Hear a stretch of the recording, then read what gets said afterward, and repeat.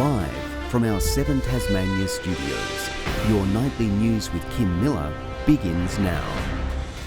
Good evening everyone, thanks for joining us this evening. From Monday morning, Tasmanians will no longer need to isolate for 7 days if they are a close contact of a positive COVID case. After months of lobbying for the change, businesses have welcomed the decision in a move that follows the rest of the country. For this buzzing Japanese eatery in the heart of North Hobart, the pandemic has taken its toll. Sometimes we're down 30 to 40% capacity. We're also a bit more fluid in the way we take bookings. We leave a lot of our spots open until the very last minute, and when we know we've got staff, we'll open them up. Sometimes that doesn't pan out, where they end up being empty the whole night. The brains behind Barwa haven't made their COVID qualms a secret in the past, placing this sign outside their business when they were forced to close. They've welcomed the state government's decision to scrap isolation requirements for close contacts, following the footsteps of other states and territories. So I think it's definitely a positive, and it's the next step, I think, in COVID normal. From 12:01 on Monday the 2nd of May, close contacts can leave the house if they have no COVID symptoms, complete daily rapid antigen or PCR tests, wear a mask indoors and avoid high-risk settings, but they must immediately isolate if symptoms develop. We'll be doing this safely, in a measured way and in line with public health advice. Conceding he can't keep a close eye on everyone, the Director of Public Health says it's up to Tasmanians to use their new freedom wisely. We're not in everyone's bathroom seeing whether or not they've done a rat and reporting it. We have to have people adopt personal responsibility for doing the right thing. It's not the only major change coming into effect. The Check-in Tas app will also be removed from high-risk settings next week. The government has extended its popular COVID at Home program to Tasmanians with other respiratory illnesses to help ease pressure on emergency departments as public health prepares for a busy flu season. We want to be ready in case it is a bad flu season, because if we've got flu on top of managing COVID, we need to have that preparation. 20,000 Tasmanians have already armed themselves with a flu jab ahead of winter, but the opposition is concerned booster rates are lagging behind. We know that booster rates are far too low across Tasmania. The government needs to do more to take vaccination clinics out into communities, particularly rural and regional communities, and the paediatric vaccination rate is still far too low.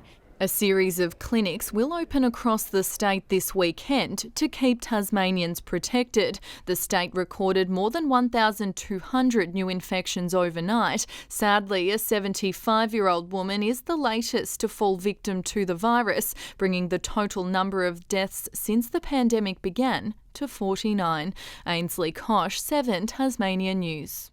The major parties were talking job security, with forestry on the Liberals' radar. Labor ministers again flooded the Apple Isle, spruiking their aged care reform.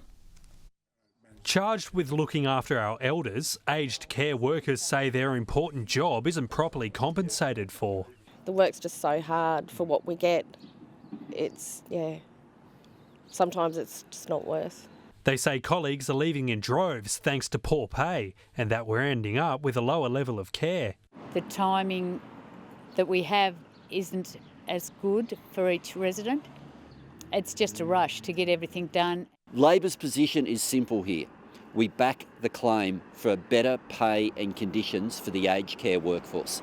A Labor blitz on Tasmania continued today, with $290,000 promised to finish a monument to fallen workers, started by local man Guy Hudson in tribute to his son, along with $2 million to house women and children fleeing domestic violence in the south. Domestic violence is at epidemic levels, and the housing crisis across Australia is only making that worse. But Jonathan Dunniam is gearing up for a fight on forestry. The Australian Labor Party have an opportunity to outline to Australians what their plan is for the forestry industry. So far we've heard nothing.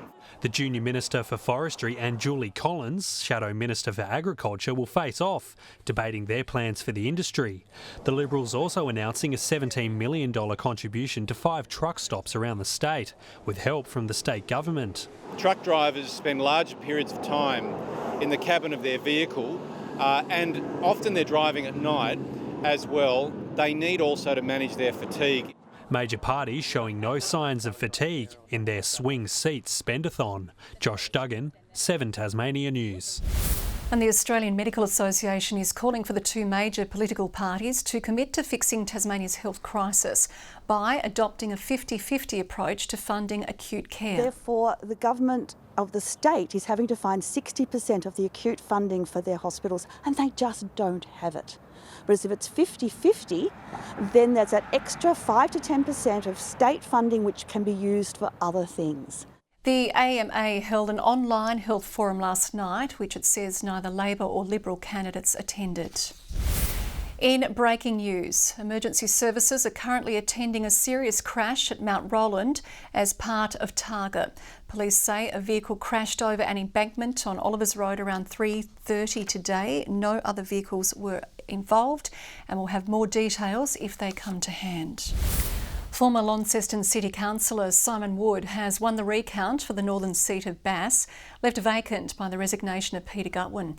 The Liberal candidate received 61% of the reallocated votes ahead of Georgetown Mayor Greg Keeser.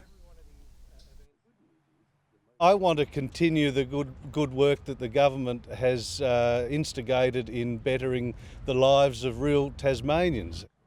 Mr Wood will be straight into the job with State Parliament due to resume next week. A mainstay sporting facility is warning it will have to close unless urgent funding can be secured. The YMCA Launceston says a number of factors, including COVID-19, are impacting operations. Centre manager Rachel Dobson says the centre has half as many social sport participants as it did 2 years ago. We're not able to be self-sustainable at this point in time, and we're reaching out to local benefactors or local government, state and federal government for their support to see us through. The not-for-profit has been operating for nearly 142 years, including 38 years in its current Kings Meadows location. Well, Jack Jumpers superfans are gearing up to take their seat in enemy territory for Game 1 of the historic NBL Final Series. The team made the journey north this morning, preparing to face off against the defending champions tomorrow night. Sourcing inspiration from his on-court idol Josh Adams, 8-year-old Harry Cornish has the passion of a veteran sports fan with a list of set plays at his disposal. A screen from Sam McDaniel to get Josh Adams into the basket for a dunk. He will make a 13-hour round trip to watch the Jack Jumpers take on Melbourne United tomorrow night. And what are you hoping that the Jack Jumpers can pull off there?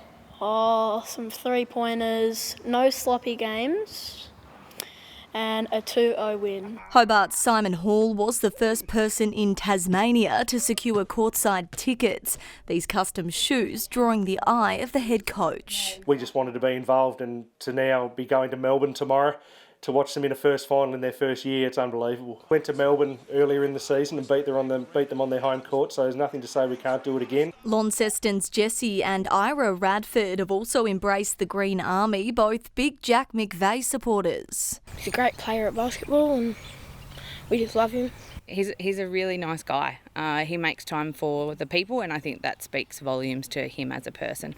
It was all smiles as the squad rolled into Hobart Airport this morning. The boys relaxed despite the big task ahead of them. You have to enjoy the moment and embrace, what we're going through and have fun with it, but you got to treat it as just another game. United welcome back NBA champion Matthew Dellavedova into the side, but Scott Roth says it doesn't change their brand of basketball. We're going there to battle and play as hard as we can and do what we've been doing all year, which is go through the process, do the work, and see what comes out on the other end of it. Win or lose tomorrow night, the Jack Jumpers will return here to MyState Bank Arena to play in front of a home crowd on Saturday. Thousands of Ants fans have already secured the hottest ticket in town for the blockbuster match. The nest is going to be absolutely going off on Saturday like it was basically all year. It's been unbelievable every single time we play there. Grace Evans, 7 Tasmania News. There are concerns for Tasmania's iconic winter festival, Dark Mofo, with a venue shortage threatening its future. Organisers have issued an urgent call-out to access any unused spaces in Hobart that events could function out of. 4 projects are without appropriate homes, and it's possible some may be cancelled if locations aren't found in time. A controversial proposal to amalgamate a group of Tasmanian councils for the first time in 120 years has sparked tensions between neighbouring mayors. Devonport believes it's beneficial to merge with surrounding regions, but critics fear it will leave others behind. 4 councils, 4 mayors and one vision for the future, creating one big divide. Disappointing. It's really, really disappointing. So I'm not happy. We see this as the best option for this region. Devonport City Council unanimously endorsing a proposal to amalgamate with Kentish, Latrobe and parts of Central Coast, reimagining it as the Mersey Council. We don't see it as Devonport becoming bigger. We see it as a whole new council and with a new name, a new identity. It's the city's response to a state-run review into the future of local government, the region's first major rezoning in more than a century. The Devonport Mayor says it would help combine resources, bolster project tendering and offer a regional response to climate change. There's no point in Latrobe fixing their beaches if Devonport hasn't done the same thing. But she concedes it won't do much to curb rate payments for tens of thousands of residents. Others are less supportive and believe the issues of remote regions will be forgotten. It would really diminish local representation. While strongly opposed to the plan, the leaders of the Kentish and Latrobe councils respect Devonport's submission. What they didn't appreciate was the way they went about it. Making that submission public certainly undermines the reform process as we know it. I was honestly shocked that it had gone everywhere at this time. With the review only 5 months old, they fear this will be a hand grenade to public debate, becoming less about ideas for the future and more about the regional fight for survival. Garth Burley, 7 Tasmanian News. Tasmania's oldest fun run is back for its 49th year. The City 2 Casino race launched today, but thousands have already signed on to take part. As usual, a number of distances from 2 to 11 kilometres can be run or walked by participants. To get the ball rolling, sponsors were showing how it's done in a dash for diabetes, kick-starting the fundraising target for the event's official charity partner. It was started in 1973 and coming up for 50 years, it's quite unique. And we see it as an important community event. Really looking forward to it. We love the activity on site with everybody finishing at the casino. It's a really iconic event for us. Entries are open with just over 2 weeks to go. All the action kicks off on Sunday, May 15. Organisers say will forge ahead while they manage ever-changing COVID restrictions. Tasmanian mental health charity Speak Up, Stay Chatty has launched its statewide annual Shortz Day campaign. Now in its second year, the event encourages people to wear shorts on the shortest day of the year, to work, school or sporting clubs and to also host a fundraiser. The event will take place on June 21. 2 Jack Jumpers players are in the running, or rather 2 Jack Jumpers team members are in the running for tonight's NBL Awards. Captain Clint Steindl has been nominated for Best 6th Man, while coach Scott Roth is among 3 vying for Coach of the Year. Today he denied all the success is his. And I'm the one that stands out in front because I'm the biggest, ugliest guy they can put out there. But the coaches are doing all the work behind the scenes, doing all the grunt work, getting these guys prepared. To me, if I happen to get that award, I'd just cut it in half and give it to both them. The league's Night of Nights has just begun. Both the Chargers and the Tornadoes will be bolstered this weekend by the return of local players from the Under-20s National Championships. Despite last weekend's comprehensive win, Launceston says the team still has a lot to work on, while the new Hobart women's coach believes a month riddled by injuries and COVID cruelled match preparation. So that was disappointing, but we're probably not the only team that's dealing with that. We want to be a really good defensive team, and I think there was places where we were really good defensively, but also we had some lapses, so we can't have those, especially coming up against some of the Victorian teams. Launceston and Hobart will both take on K-Law this weekend. And Burnie driver Eddie Maguire is firming as the man to beat in Targa, Tasmania. Maguire set a blistering pace, claiming the fastest time in the opening 5 stages of the day. Following drama yesterday, Jason White recovered, jumping more than 100 spots to finish the day in 14th. Sitting in 2nd overall and leading early, Modern 4 is Trevor McLeod, impressing in his 2009 Nissan GTR. Good evening. King and Flinders Islands our warmest today with 20 degrees, Hobart 16, Launceston 17, Burnie and Devonport 18. Lake St Clair the low with 0, but today's temperatures within a degree or two of average. Smithton 19, Lowhead 17 and Strawn 16. St Helens and Bushy Park 15 degrees, Friendly Beaches and Lyawini 13. Friendly Beaches recorded the most precipitation today too with 11 millimetres, while St Helens had 10 due to that extensive cloud over the state. Also, that cloud produced by moist nor'easterlies is over southern parts of the mainland as well. Low to middle cloud covers Queensland, higher level cloud over Queensland and Victoria with a front through WA. Tomorrow a trough will be near our north as the ridge over eastern Australia weakens, a broad area of low pressure over the rest of the mainland. Winds continuing from a northeasterly direction, reaching up to 20 to 30 knots over the southeast and south, a more northerly aspect to the winds over the west later. We have a strong wind warning that's in the east from St Helens Point to South East Cape. Also minor flood warnings for the South Esk at Fingal and the St Paul's River at Lewis Hill, and a road weather alert for most roads in the north, the Midlands and the east. Hobart a high of 22 with early showers, 23 the top for Cygnet, early showers as well for New Norfolk, 23 the maximum. Launceston 22 with showers easing, Devonport 20 degrees and 21 for Campbelltown. Burnie expecting a high of 20 with showers easing. Partly cloudy for Strawn, 22 the maximum, 21 for Smithton. And in the east tomorrow, 20 for St Helens with a shower or two clearing, Swansea the same and 19 for Fingal. Friday, showers over the west, gradually extending statewide in the afternoon and evening. A thunderstorm over the west. Showers for the weekend for all of the state, a cooler west to southwesterly change into the mix, and on Sunday showers more frequent over the north and west.